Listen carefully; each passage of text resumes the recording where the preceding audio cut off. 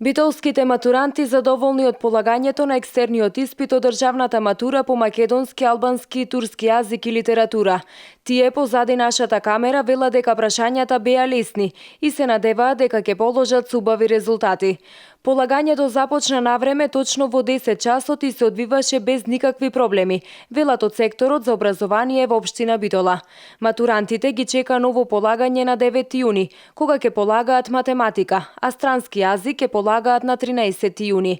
После тоа ќе се полагаат и останатите изборни предмети. Државната матура на ниво на Република Македонија започнува со мајчин јазик на 4 јуни, потоа математика се полага на 9 јуни и останатите предмети физика, хемија, биологија, филозофија се полага на 13 јуни.